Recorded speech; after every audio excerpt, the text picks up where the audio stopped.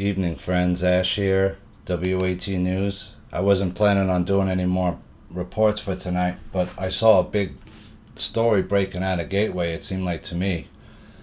Breaking: list of all China Communist Party members around the world leaked. Reported in Australia News will be released today by Joe Hoft, Gateway pundit. Sky News in Australia is reporting that there was a major leak of list of nearly 2 million CCP members, something never seen before. Sky News Australia reports a major leak containing a register with the details of nearly 2 million CCP members has occurred, exposing members who are now working all over the world, while also lifting the lid on how the party operates under Xi Jinping, says Sharri Markson.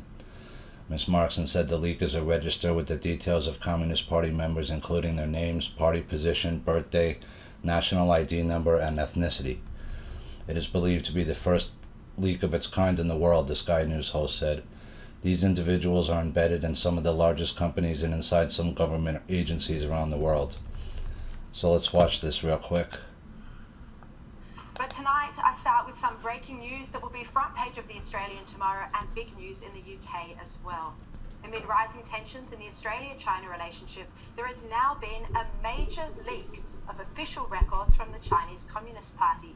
It is believed to be the first leak of its kind in the world.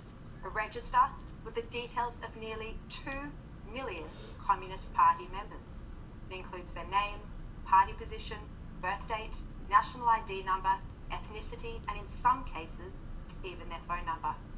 What's amazing about this database is not just that it exposes people who are members of the Communist Party and who are now living and working all over the world, from Australia to the US to the UK, but it's amazing because it lifts the lid on how the party operates under President and Chairman Xi Jinping. But this leak shows that party branches are embedded in some of the world's biggest companies and even inside government agencies. That's right, Communist Party branches have been set up inside Western companies, allowing the infiltration of those companies by CCP members who, if called on, are answerable directly to the Communist Party, to the chairman, the president himself. Along with the personal identifying details of 1.95 million Communist Party members, mostly from Shanghai, there are also the details of 79,000 Communist Party branches, many of them inside companies. This leak, and it's going to be front page of the Australian tomorrow and a big story in the UK as well, is a significant security breach that is likely to embarrass the Chinese president. But it's also going to embarrass some global companies who appear to have no plan in place to protect their intellectual property from theft, from economic espionage.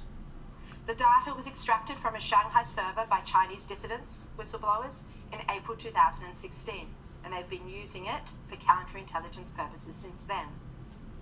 It was then leaked in mid-September to the newly formed international bipartisan group, the Inter-Parliamentary Alliance on China, and that group's made up of 160 legislators around the world. It was then given to an international consortium of 4 media organisations, the Australian, the Sunday Mail in the UK, the Standard in Belgium, and a Swedish editor to analyse over the past 2 months. And that's what we've done. At the Australian, we then were able to independently get hold of a more complete version of the same database from a confidential source. This allowed leading cybersecurity firm Internet 2.0 to trace the data back to its original leak and then conduct a rigorous metadata analysis and verification. And Robert Potter, who did this analysis, will be on the show in a moment. Now, a spokesperson for the Inter-Parliamentary Alliance on China said Luke de Pulford was the person who received the database from a non-governmental source but was not in a position to verify it, so he handed it to experts.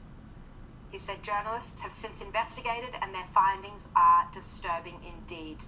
IPAC will push for governments and companies to respond, setting out how they intend to safeguard their values in the face of infiltration. And that's how they're describing this. Infiltration by Communist Party members by the party in major global companies.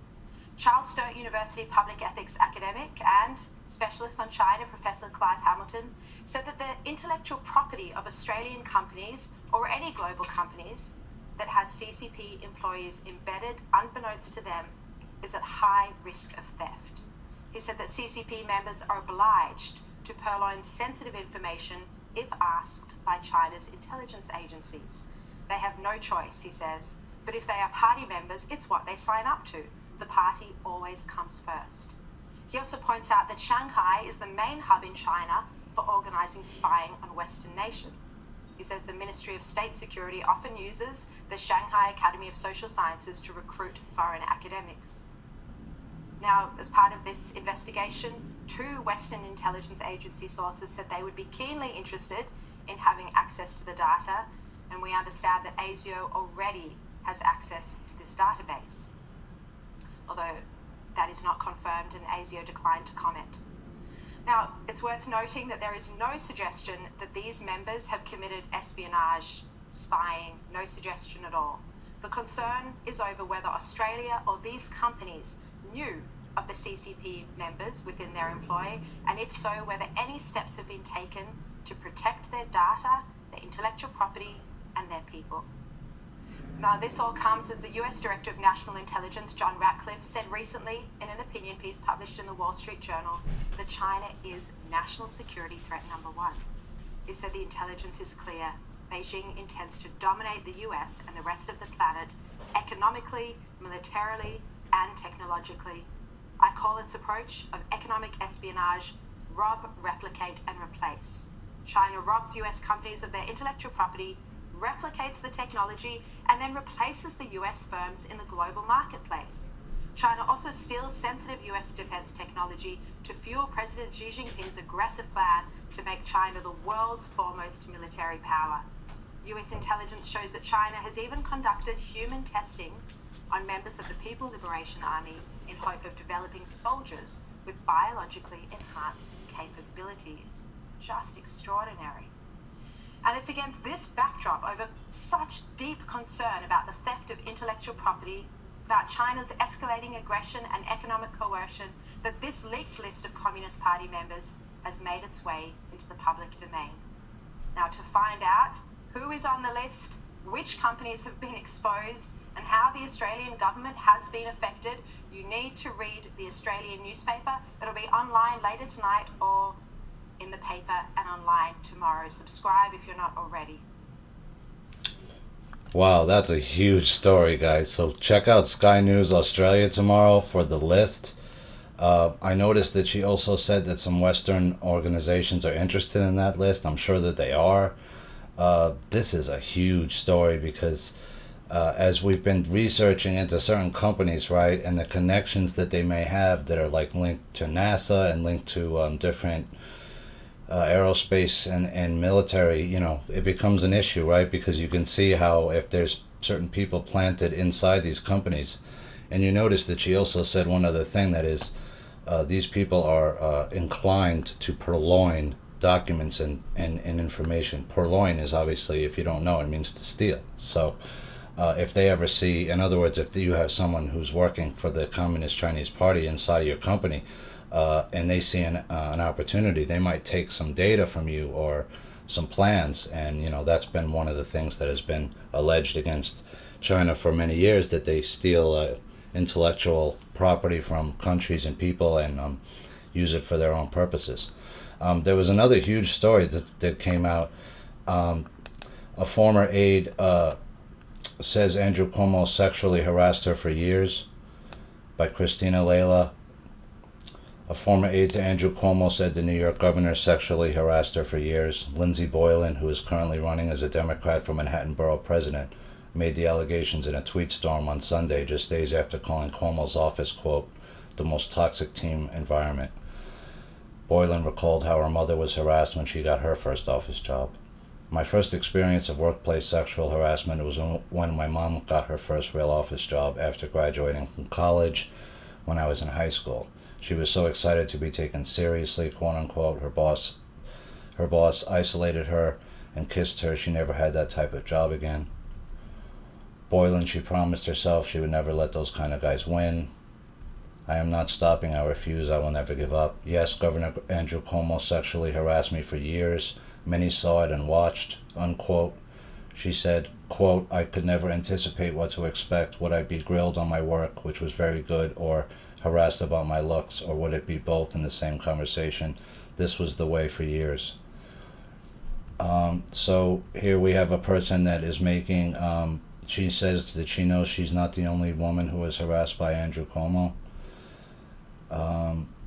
So, you know, we don't know is this, if this is allegation is true. She's making an allegation, and we'll have to see how that all plays out, right? I wouldn't be surprised if she was harassed by Cuomo, and you know, that it's been for many years the culture in some of these institutions, no matter where they are, and it's wrong and it shouldn't be accepted. Getting back to this China thing, though, this is a huge issue because when this list comes out, I'm sure there's going to be some major companies, and I'm going to be looking at that list real close because I want to see if AECOM is on that list, or Yang Enterprises, or anything like what I've been looking into. That would be super interesting to find out, and it's super interesting that this just came out. And you also heard, just to end, this won't be a long video, guys. She said that, if you recall what she said, is that in 2016 they had this information already. So people have been vetting this and looking over this data for like 4 years. And so I'm sure that it's been pretty well vetted by now, and all the people have been vetted who they are. And again, like she's saying, this isn't an accusation against any of these people and these companies yet.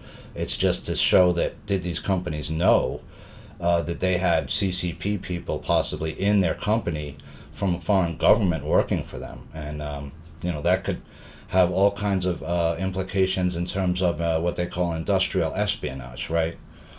And that's a big deal too, right? Where you have certain people who are a spy and they're looking to embed into a certain company, let's say like Boeing, right? Or like a company that makes warplanes or war stuff or military stuff, and then to surreptitiously steal certain data. So, you know, the repercussions of this, we don't know yet. It could be very large because, you know, depending on what companies are, you know, infiltrated possibly, right? If it's somebody with Pentagon connections or something like that, it could be a real problem, right? So with that, guys, I just wanted to get that breaking news out there. I think it's going to be a big week, and these are two big stories here. So with that, this is Ash, WAT News, signing off for now.